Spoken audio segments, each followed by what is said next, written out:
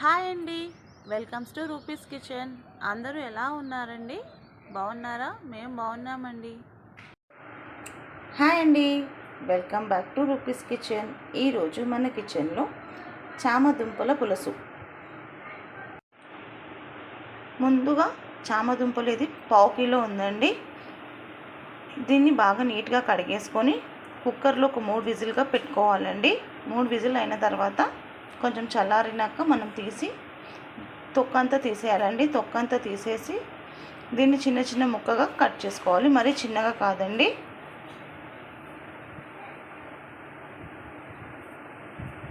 చిన్నగా కాకుండా ఈ సైజులో మీడియం సైజులో కట్ చేసుకోవాలండి. ఇప్పుడు తయారీ విధానం చూద్దామండి. ముందుగా ప్యాన్ పెట్టుకోవాలండి. దాంట్లో 3 స్పూన్స్ ఆయిల్ వేసుకోవాలి. ఆవాలు, జీలకర్ర,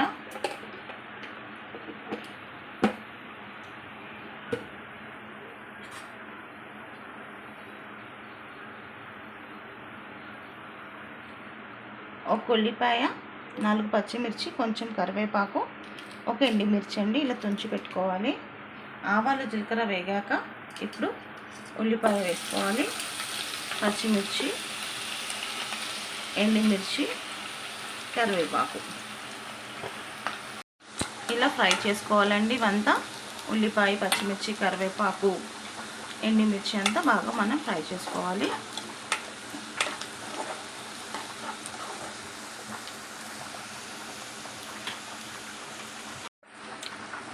ఇలా ఫ్రై చేసుకోవాలండి. ఎక్కువగా ఫ్రై చేసుకోవద్దు, లైట్గా గోల్డెన్ బ్రౌన్ అయితే చాలు ఉల్లిపాయ.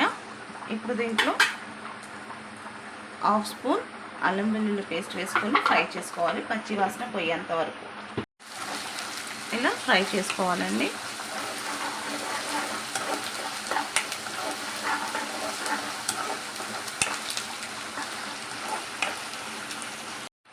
ఇలా అల్లం వెల్లుల్లి పేస్ట్ ఫ్రై అయిపోయాక 1/2 స్పూన్ పసుపు, కారం 2 స్పూన్స్,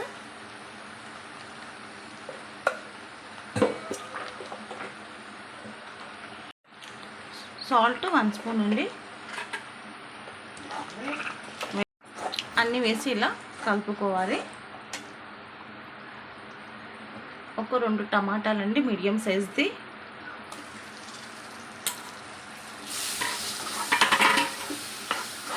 వేసేసి బాగా కలిపేసుకోవాలి. కలుపుకొని ఒక 5 నిమిషాలు మూత పెట్టేద్దాం. టమాటాలు అంతవరకు మగ్గుతూ ఉంటాయి. చూద్దామండి టమాటా ఎంతవరకు వేగిందో.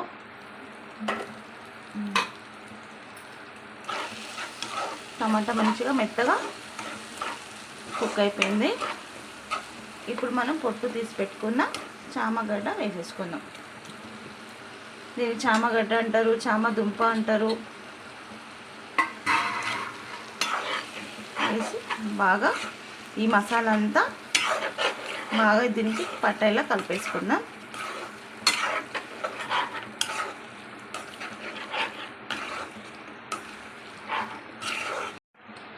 ఒక చిన్న లెమన్ సైజ్ అంతా చింతపండు నానబెట్టుకోవాలండి.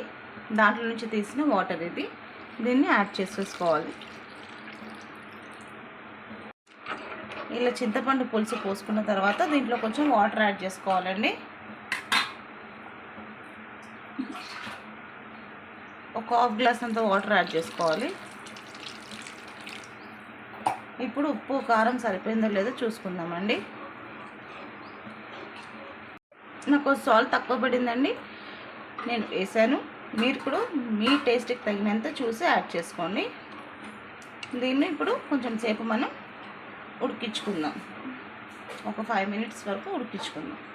మూత పెట్టి సిమ్లో పెట్టుకోవాలండి. ఒక 5 మినిట్స్. 5 మినిట్స్ అయిపోయిందండి. చూద్దామా?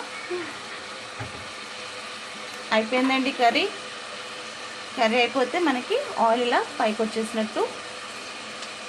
ఇది పులుసు కదండి, చూడండి ఇది పులుసు కదండి, ఇంత పలసగా ఉంటే చాలు, ఎక్కువగా వాటర్గా వద్దు. ఇది కరెక్ట్గా ఉందండి. ఇప్పుడు దీంట్లో ఉప్పు కారం పులుపు అంతా బ్యాలెన్స్ అయింది కదండి. దీంట్లో కొంచెం బెల్లం వేయాలండి. బెల్లం వేస్తే ఉప్పు కారం అంతా కరెక్ట్గా బ్యాలెన్స్ అయిపోతుంది. పులుపు ఉప్పు కారం చాలా బాగుంటుందండి బెల్లం వేస్తే. బెల్లం ఇష్టం లేని వాళ్ళు కొంచెం షుగర్ వేయచ్చు, కానీ బెల్లం వేస్తే చాలా బాగుంటుందండి టేస్ట్. మంచిగా స్మెల్ వస్తుందండి పులుసుది. మరిగింది, ఇప్పుడు అయిపోయింది. ఇంకా గ్యాస్ ఆఫ్ చేసేద్దాం. లాస్ట్కి కొంచెం కొత్తిమీర వేసి లాస్ట్లో కొంచెం హాఫ్ స్పూన్ ధనియా పౌడర్ వేసుకోవాలండి. ఎందుకంటే ధనియా పౌడర్ వేయలేదు, దించేటప్పుడు వేస్తే చాలా బాగుంటుంది టేస్ట్. అందుకని ధనియా పౌడర్ దించే టైంలో వేసుకోవాలి. ఇలా బాగా అన్ని కలిపేసుకోవాలి.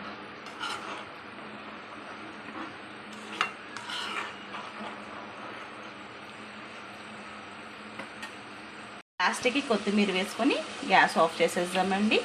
ఏ కర్రీ అయినా లవ్తో కేర్తో చేస్తే సింపుల్ రెసిపీ కూడా సూపర్ రెసిపీ అవుతుందండి. మీరు కూడా ఒకసారి ఇలానే ట్రై చేయండి. నచ్చితే లైక్ చేయండి, షేర్ చేయండి మీ ఫ్యామిలీ అండ్ ఫ్రెండ్స్తో. మీ రూపీస్ కిచెన్. నచ్చితే లైక్ చేయండి, షేర్ చేయండి, సబ్స్క్రైబ్ చేయండి. మీ Roopi's kitchen. Thank you for watching. Bye bye.